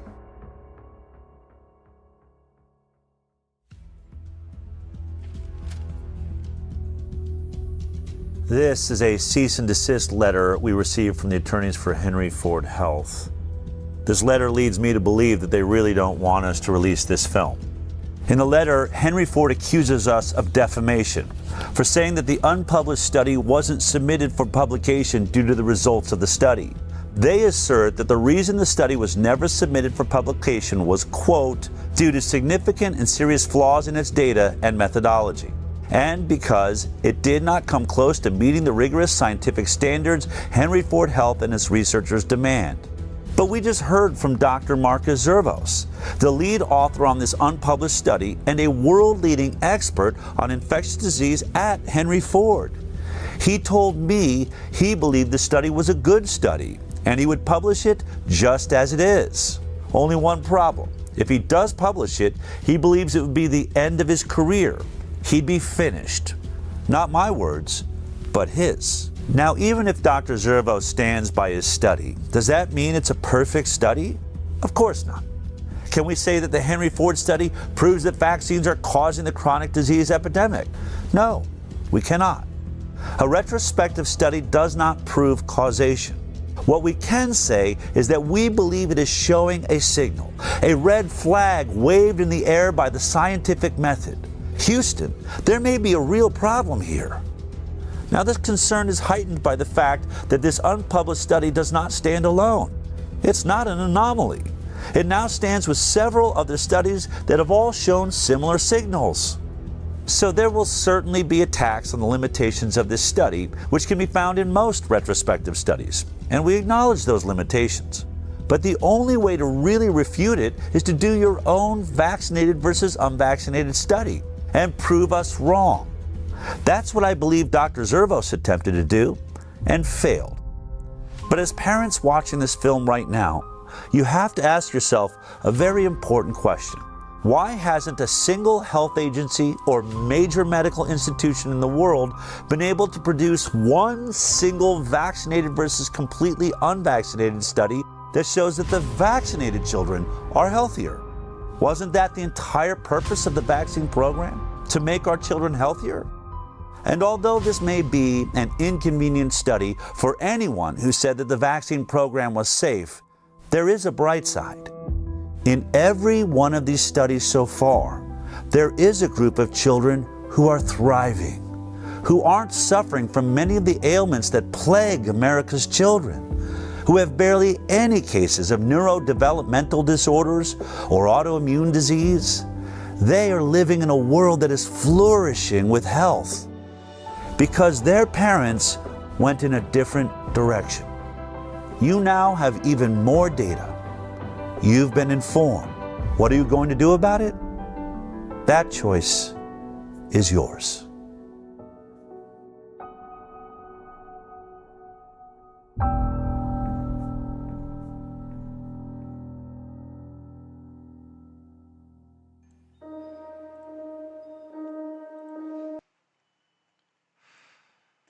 Well, there you got it, folks. There it is. If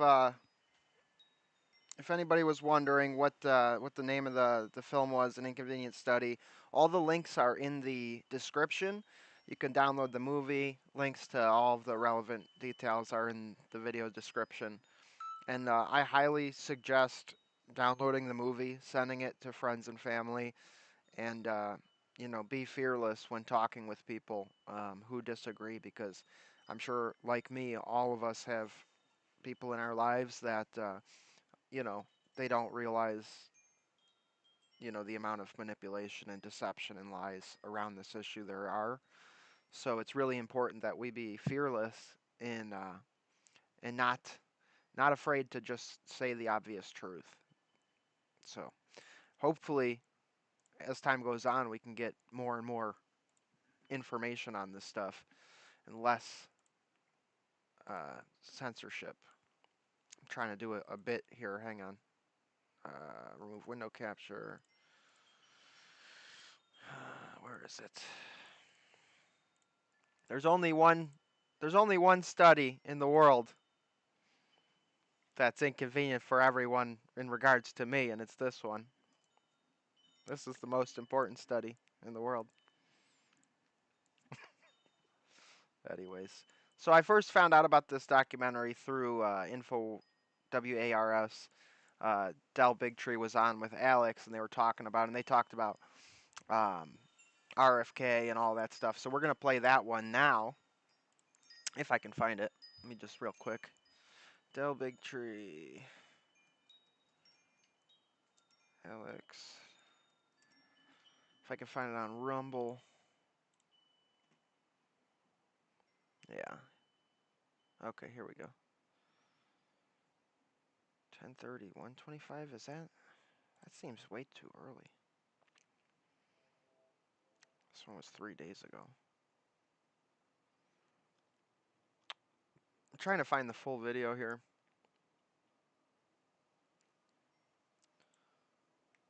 All right, let me share the screen.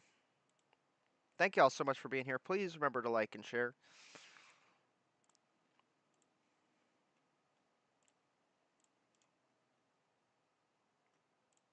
Okay.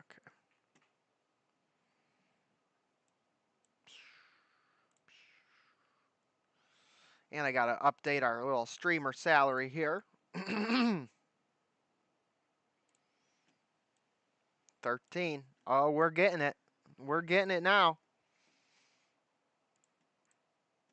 What is happening? Chronic disease has gone from 12.8% in our children in the 1980s to over 54% of our kids now. That's the greatest decline in human health that's ever been recorded. And people will say, how do you know it's not the pesticides sprayed all over our crops or the hormones in our beef or plastics or forever chemicals? But when we're talking about an autoimmune disease crisis, which is what's happening in America, shouldn't we look closest at the one product that's designed to alter our immune system for life? And we don't just inject it 1 time or 2 times or 10 times or 15 times or 20 times or 50 times. 72 times we are altering the immune system of our children with our vaccine program. There'd be one easy study to rule it out. Compare vaccinated children to completely unvaccinated children. But we don't know because they've never done the study. It's the CDC's responsibility to do those studies, and they've been ordered again and again and again to do them, and they have refused. This is information that vaccine safety advocates want, and I'm not sure why it hasn't been done. What we would need is a scientist that the CDC could trust. They would have to be a passionately pro-vaccine, highly accredited group of scientists willing to do a super robust, retrospective, vaccinated versus credibility. Came back. Diabetes. This is a cancer. Who has more diabetes? You that have been looking at medical freedom for a long time, what you'll recognize is we've been asking for one thing. If vaccines are so great, I just wanted to fast forward to that since we all just sat here and watched the movie. Why won't you just do a comparative study comparing the vaccinated to the unvaccinated, and then just look at the health outcomes? Who has more cancer? Who has more diabetes? Who has more lupus? Who has more multiple sclerosis? Who has more asthma that our kids are suffering from in incredible numbers? Who has more eczema and psoriasis and all the skin issues? Who has all the gut disease, the lupus, the Crohn's disease, all of these issues? Who has more of it? Just look at these two groups and compare them. We've been asking for the CDC to do it forever. We've been asking NHS in England. So it just so happens, Alex, I was touring with Vax, the documentary that threw me in the middle of this vaccine, debate. And we were pulling up through Michigan. We've been on tour for a couple months, and someone called me and they said, Del, I know the head of infectious disease at Henry Ford Health, Dr. Marcus Zervos. Would you like to meet him? I said, well, of course, that'd be amazing. Henry Ford Health, by the way, is one of our biggest research institutes in the world, right up there with Cleveland Clinic and Mayo Clinic.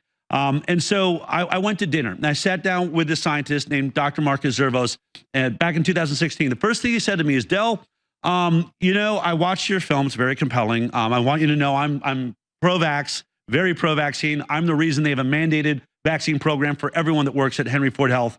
But, there's something that I've been watching online. I looked you up and I see you making these videos on YouTube, and you're saying something that I really found disturbing. You've been saying that they've never done the proper science to prove that vaccines are safe. And I took issue with that. And so I sit on the biggest databases in the world, and I went and looked through all of our information so that I could bring it back to you. And he said to me, he looked me right in the eyes, and I am shocked that I have to sit across from you and tell you you're right. He's like, I did not know. We have never done a placebo trial. There is no safety trial for any of the childhood vaccines we've given our kids. His words, not mine. So I know now that Zervos is threatening you and all the rest of this, but you got Kennedy, you got Trump, you got the truth. He said he would do this. You got a senator to publish this. Right. I think it's all a bluff, them coming after you. Well, so let's talk. So I got it before, as the first trailer went out, I hadn't like revealed that we had undercover footage because I was curious what Henry Ford would do. So they sent a cease and desist letter against me, against our nonprofit, and accusing us of defamation. Basically accusing us that by us saying that the reason you're not publishing this study is because of the results, they said you're hurting our business. Our business is trials and studies, and you're saying that we could be corruptible. I'm not saying any of that. But when I went on my show, I said, look, we received a cease and desist. I read it on the show as the way I think you would have done too. And all I said is this, look, this is my opinion. This is my opinion that had these results been the exact opposite, that had it been the vaccinated that were the healthiest and the unvaccinated had 2.5 times the rate of chronic disease, the unvaccinated were the ones with 6 times the rate of neurodevelopmental disorders, and the unvaccinated has, 6 times the rate of autoimmune disease, I think this would have been headline news across the world. That's my opinion. And then this is God. Kennedy's wrong, Dell's wrong, Alex Jones is wrong. We've proved it with a study, but you couldn't do that because it was the opposite. And I believe, it's my opinion, that's why this wasn't published. But and then they were acting like you were just trying to, make that up. And said you go ace card undercover video. And that's exactly it. I played this video. Play this video. Yeah. Oh, you're saying I'm making it up? Oh yeah. Here's your chief scientist. Boom. Checkmate, bitch. Here it is. We're going to be fast forwarding through the clips from the movie since we just watched the movie. Here it is. Here we are, kid, but his last person. Consent Action Network and former communications director for Robert F. Kennedy Jr. There have been some of the biggest developments, positive yet, you're going to chronicle here, and just hopefully also just kind of a synopsis of what Kennedy's been able to do, because I don't think people are aware of how massive it's been, how revolutionary this is. I've said clearly Kennedy, out of all the other great people we've got like Gabbard and others, is clearly getting the most done, but it's been quite the battle. And he's had a lot of heavy, powerful groups come after him, but survived so far. But we need to not, take this for granted. So Del Bigtree, thehighwire.com, and so much more at Del Bigtree on X. I really want you to give us the Maha address because you've got more energy than I've got. And if I ask questions, it's going to distract from things. You look at the camera. Okay. You sent us all these clips, all this. You're hosting right now all the huge new studies, the wins in the vaccine courts. I mean, you were saying it during the break. We have the initiative. We have the science. We've turned the tide. I think we've turned the tide. I was just saying to you, I believe actually what you're about to watch taking place now over the next couple of days and weeks is a total transformation of the truth and the reality as we now know it. I'm going to talk later on about my new film, An Inconvenient Study, which is one of the biggest vaccinated versus unvaccinated studies that was ever done by Henry Ford Health. But let's look at Kennedy right now. Let's look at what's taking place. The attack upon Bobby has been the attack that's always been on you, Alex, or me, or anyone that challenges the dogma around the pharmaceutical industry, its stranglehold on our government, its stranglehold on our television sets. So just to know what Bobby's up against as he took that mantle at HHS secretary, you have to recognize that he was stepping into a nation where the #1 most powerful lobby in Washington is the pharmaceutical industry. It's also the most powerful industry and lobby of the world. The COVID pandemic is not possible if pharma is not controlling the WHO, Gavi, Bill Gates, all of these players taking away our rights. It's the greatest attack on sovereignty we've ever seen in America. And no one ever predicted that an attack on our First Amendment rights, our civil rights, our, even our Second Amendment rights, our rights to body sovereignty would come from a health initiative. Maybe this is the brainchild of Bill Gates. We can get into that. But what you're looking at, when Robert Kennedy Jr. stepped into HHS secretary, I was standing in the Oval Office when it happened. And I'll tell you, I stood by his side as he ran for president. I was his director of communications. But in that moment, when he put his hand on the Bible, first of all, my first thought was, God is good. This is a miracle that is taking place right here. I also, in that humble moment, recognizing none of us imagined that this was possible. We ran for president. We knew something big was going to happen. Whether he got president or not, we just knew something dynamic. We were being led. We felt spiritually guided. Bobby is a great, spiritual, beautiful human being. But when I was staring at him and saying, HHS secretary, none of us predicted this could happen. We were running him for president so that he could choose an HHS secretary. And so here he is. He's going to run the most powerful position in health in the world, the most hated man, maybe number 2 by mainstream media to Donald Trump. But hated, we could not get him on any news channels while he was running as an independent, most successful independent campaign for president, by the way, in history. We had to get more signatures to get on the ballots in all 50 states, which was accomplished. And then the DNC started suing, trying to get him kicked off of the ballot. But all along the way, he was successful with that independent run. We only had 2 interviews. Did you know that on CBS, all the mainstream news during his entire 2.5-year run? 2 interviews on mainstream news. And Trump campaign finally took a note from you guys and did the same thing with the podcast, totally overpowered. That's it. We overpowered it with new media. And so, you know, as you stand there and watch that take place, they said, we have done it. We've pulled off the greatest PR coup in history. This man's hated by mainstream media. They're terrified of him. They won't let him on. And he's hated by the pharmaceutical industry, most powerful lobby in Washington. And here he is swearing into the most powerful position in health in the world. It's a miracle. And I would say for what he's up against, he's over-delivering. People realize the chronicling of what is going on. So let's get into that. I mean, now you have like 6 surgeon generals or whatever lining up saying, well, Bobby Kennedy is danger. Oh, you mean the same 6 surgeon generals that oversaw all the chemical dyes that have been in our children's cereal for decades and no one's ever done anything about it? You mean the same surgeon generals that allowed arsenic and lead in the baby food, which is finally coming out because of Robert Kennedy Jr., cleaning up, you know, the formulas and the baby food, our precious innocent babies that not a single surgeon general before Robert Kennedy Jr. ever did anything about, or HHS secretary. And then he goes in and gets mercury out of our vaccines. Finally, we're going to get mercury, thimerosal out of our vaccines. And kills the recommendation for COVID shots? Kills the recommendation, turns into shared decision-making, a term you're going to hear more and more about, which is this is your choice. It's a decision between you and your doctor. The government shouldn't be planting itself in there. You know, you look at the fact that Tylenol, I mean, this is something I know you've reported. I've reported on decades. Tylenol is leading to autism because it's taking away the glutathione and our ability to detoxify all the chemicals and stuff that is in our environment, in our water, in our food. By the way, all things that have been said to be safe by our HHS secretaries that were before Robert Kennedy Jr. Everything that's poisonous, whether it's the pesticides and herbicides, glyphosate sprayed on the crops in our food, whether it's, you know, the fluoride in our water, or it's the bisphenol plastics or the forever chemical PFAS. What I would say to people in the vaccines, whatever's poisoning us, probably a toxic soup of all of them, every one of these products was said to be safe by our regulatory agencies, the regulatory agencies of the United States of America. And we know we're the sickest country on earth. We know we are the sickest country on earth. We have the sickest generation of children we have ever seen in this country. And now more than 50% have a chronic disease. And Bobby Kennedy just reported the new CDC numbers. 76.4% of adults in America have chronic disease. That is astronomical, either a neurological disorder or an autoimmune disease. 75% of America's kids could not qualify and make it through the physical rigors and health tests to get into our military. So only 25% of our kids would be able to join the military if we needed them. We are on the verge of complete and total collapse. So anyone that thinks that they should be against Robert Kennedy Jr., look what he's done. Then first of all, both Trump and Bobby, you know what it says to me, Alex? I think we've sat here and believed for my entire lifetime it's a big aircraft carrier of the government, and it's really hard to get anything done. You really just got to take your time. These guys are going in, removing chemical dyes on day 1 from all of our food supply. Incredible. Getting lead and arsenic out of our baby food on day 2. Incredible. Telling us about Tylenol and making Tylenol have to stand up and admit what it's always known. By the way, it's always been known. I mean, I remember. Always been known.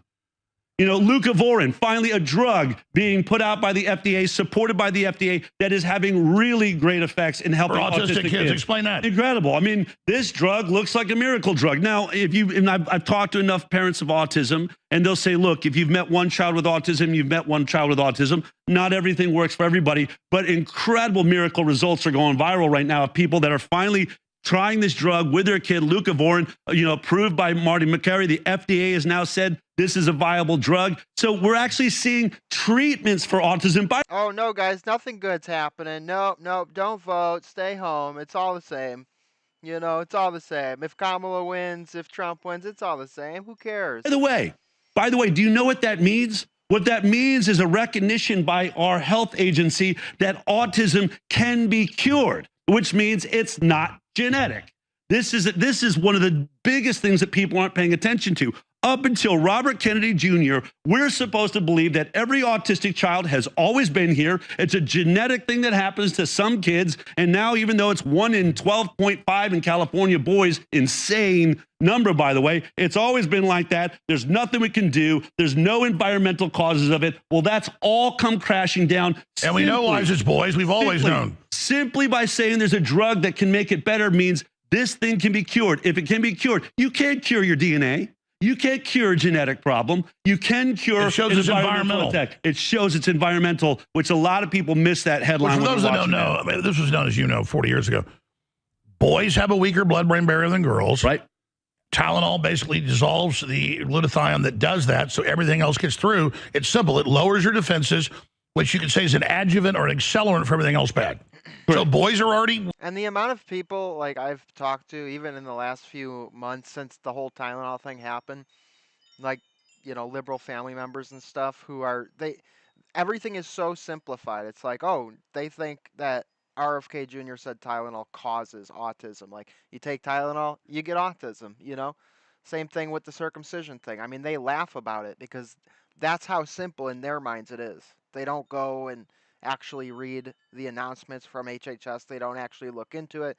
It's just, oh, they're dumb. Weaker. People go, wait, boys are stronger muscle-wise, but any physician will tell you, females are, as babies or adults, women live longer. They do better in space, I think, in space capsules. In the entire mammal family, females are stronger for insults. Yeah, and so I mean, I just sort of jotted down. People don't know an insult is an attack on the body. You know, you're finally looking at hepatitis B. This is massive. We have the Advisory Committee on Immunization Practices. Bobby went in and fired all of ACIP. You know, people, the news agencies were reaching out and saying, "Isn't that heavy-handed?" It's like, what are you talking about? This man ran. They were all placed by Big Pharma. They've been placed by Big Pharma. When Bobby, so you wanted to purge? He ran on a purge. He did it. I'm going to purge all of the corruption inside of government, all of the inside dealings, the revolving door. It starts with ACIP. This is the group that approved every vaccine our children are taking with never having a placebo trial. Period. That is a fact. Everyone can and take all that the claim below, it's all been tested. All a lie, all exposed. All a lie, totally unscientific. So how do the bad guys strike back, though? That's what I'm concerned about. Well, I mean, that is why I am so, passionate right now. We have this window of opportunity right now with President Trump, with Robert Kennedy Jr. I don't know how much Bobby Kennedy is going to be able to get done. He's got 50,000 employees under him. I imagine that 49,900 of them are stabbing him in the back and trying to keep anything from getting done because they're all the status quo and they work for pharma. But he's getting these things done. How much will he get done? That is not the big point. The big point right now is what are we going to do as citizens right now? We have a stay of execution. We would have been censored. Your show would have been over. Had the Biden administration or Kamala Harris come in, it was done for all of us online. They're going to end misinformation. And we have the moral high ground, and we're winning the info war. What did his uncle say? Ask not what your country can do for you, but what you can do for your government, your country. That's absolutely This is the time to be maximum engaged. This is our beachhead. This is our crack in the enemy armor. Absolutely. And man, we've also got another election coming up here. And if there's one thing that these elections have proved, Alex, it's that our vote still counts. It may not count for very much longer. And maybe there's a lot of manipulation. I think Donald Trump is probably overcoming incredible odds when he wins these elections. A what's huge going landslide on. made it over the seawall of fraud. But this midterm election will decide the fate of Robert Kennedy Jr. Is Maha going to show up? Are you going to show up and continue this incredible work that is proving out, that is protecting our children, that is cleaning up our food supply, cleaning up our water supply, cleaning up and getting real studies done on vaccines? This is the greatest reform in U.S. history since the start. Hands down what Kennedy's done, what we've done getting him in. We're not just saying this, folks. This is dramatic. He only got approved, put in like 7-8 months ago. I've never seen such actual reform this quick. This is insane. He has done more in 8 months than every HHS secretary combined in my lifetime. I believe that you could take that to the bank. And by the way, I look at his schedule. Yeah. It's even more intense than Trump's. He is crisscrossing the country. He is. In coach. In coach, right? Isn't that amazing? This is the thing. I mean, I got to work with this guy. I'm telling you, you've never met someone that is got this level of, compassion. He's empathetic. He really doesn't like the cameras. He doesn't want to have cameras in his face. He's not there for some celebrity. He was born a celebrity. He never needed the celebrity. He is putting it all on the line. Oh, you can see, though, in everything he does, he's very zinned out. He is. He's Obi-Wan Kenobi. It's the only way to handle it, man. He is under perpetual attack by all of the media. Well, like you said, he prayed to God put him in a position to save the children. That's it. And now he's been given that. You can tell he's on a mission. He's doing it. Trump has the same attitude. He just doesn't care about the attacks. He's just moving forward. I mean, beyond that, they don't care about the attacks. They don't care about the threats. I mean, look at a world. We live in a world where people are actually being assassinated. I mean, it's incredible. And it lasts the news cycle for a couple of days, man. We all had to say recently, a friend of mine just got assassinated. I mean, that was a crazy moment to have to deal with. And having been with Bobby in a now top Democrats celebrate it. Security. Remember, Bobby couldn't get security. I mean, the entire reason that any candidate in America had security prior to being president is because of the assassination of his father, and his namesake runs for president, and Joe Biden denies him security. It was absolutely incredible. And then he just, but still, walked forward, fearless, and got himself all the way into a position where now he is making changes like we've never seen. And no matter what we think is important, there's so much that is going on. If the health of our children and the future of our species is not the most important issue of this nation and our own body sovereignty, I always say it this way. We are not free citizens, Alex, if we don't control what goes into our body. If I can be injected You're a slave. with whatever the government puts in me, if my children can be injected, number one, then that means they're property of the U.S. government. They're not my kids. They're the U.S. government's kids. Well, let's expand on that, because you're throwing out so many facts. When you said we're going to collapse, we're on the verge of collapse, all the actuaries, insurance numbers show it. With what's happening in healthcare and how sick we are going to collapse if we don't fix this. I mean, that's a number. That's a fact. That's a fact. We are unable to now be exceptional as Americans. We are too sick. Bobby, would say a line when he was giving speeches I always thought was so powerful. He would say, a healthy person has 1,000 dreams, and a sick person only has one. And we have reduced now 76.4% of our population to having just one dream. I just want to feel better. I want to be healthy. And they're unaware that they're being poisoned by products that our regulatory agencies told them was safe, and may even be in the form of vaccines, forcing them to take in order to go to work, in order to go to school. Now what we see, these totally untested products from the beginning, that in the studies that we're going to discuss here are incredible. Peter McCullough's study, making 126 studies looked at worldwide now, showing a direct correlation between vaccines and autism. He says there's multifactorial. There's so many things that studies have shown when they looked at every study of autism, many things that are, contributing to autism, but none of them as severe and none of them as easy to remedy as vaccines. We could so easily change the vaccine schedule, which would have a massive effect on autism. That just broke this week. We just had a case where SIDS, sudden infant death syndrome, suddenly won in vaccine court, a court where nobody can win, but the evidence was so damning of an 11-week-old baby given 10 vaccines, man, 10 freaking vaccines, all the aluminum, all the adjuvants, all the aborted DNA, all of the monkey kidney cells, all this witch's brew, at 10 of them at one time, and dies like 5 hours later.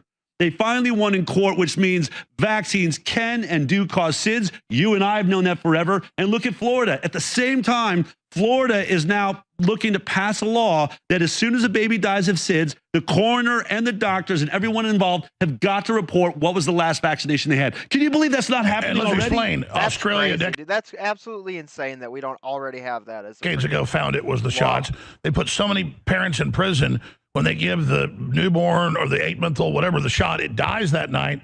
There's no evidence of harm, but they still blame them when they knew the whole time. Now that they have to report that, it's game over. So the momentum is totally turned. And I look at body language of Bill Gates and Fauci and Hotez and Borland, all of them.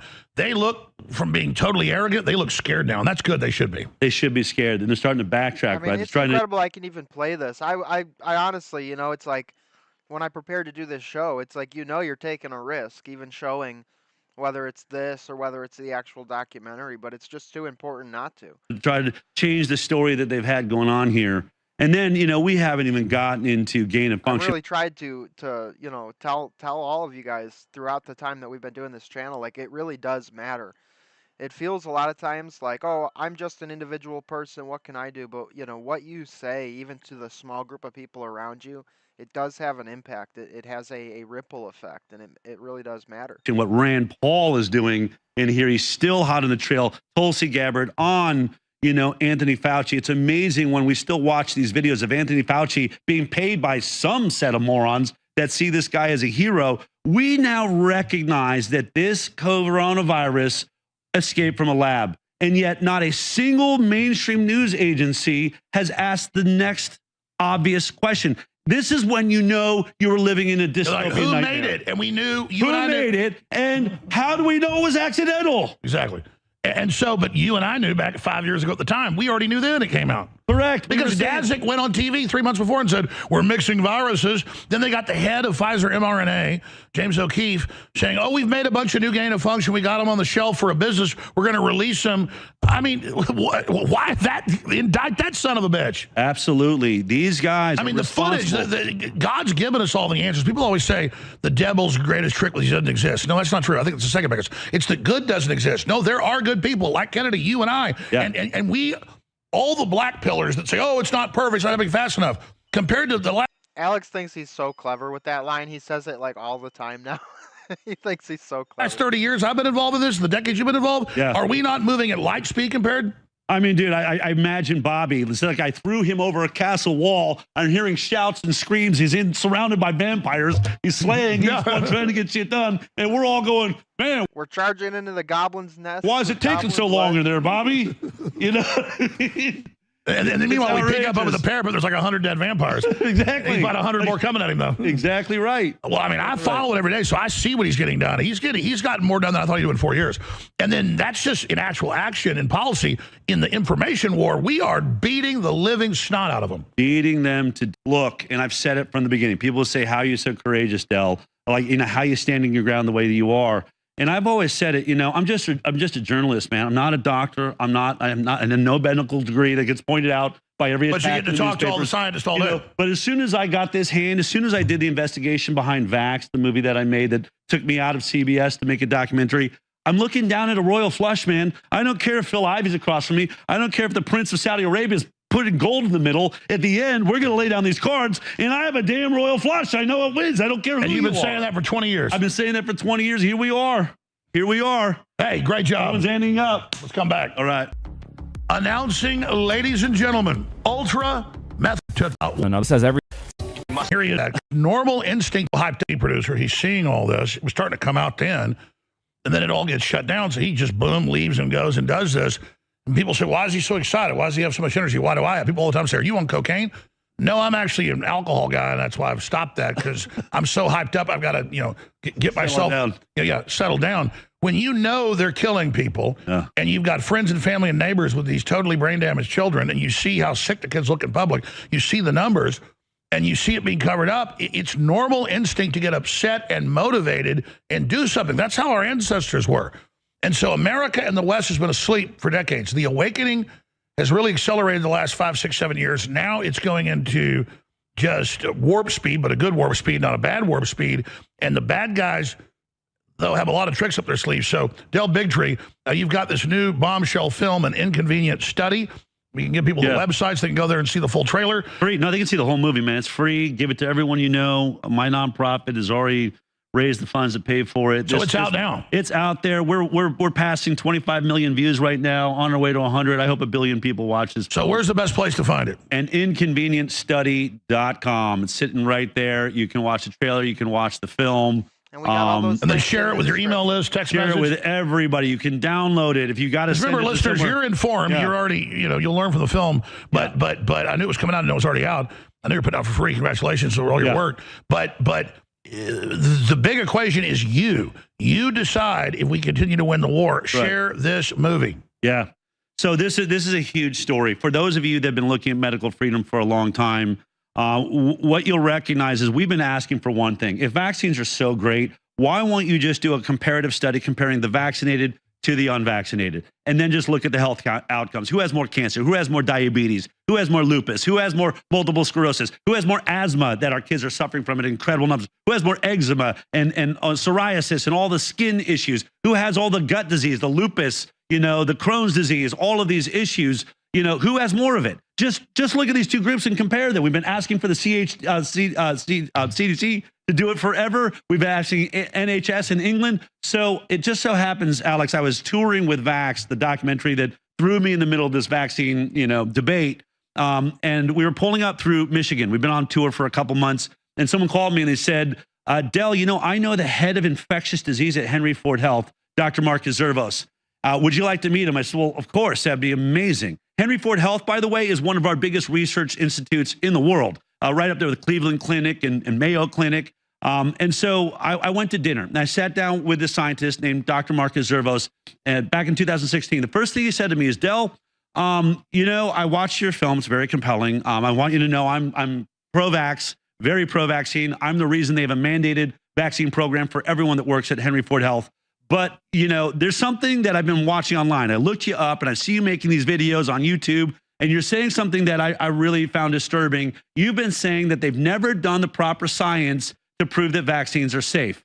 And I took issue with that. And so I sit on the biggest databases in the world. And I went and looked through all of our information so that I could bring it back to you. And he said to me, he looked me right in the eyes, and I am shocked that I have to sit across from you and tell you you're right.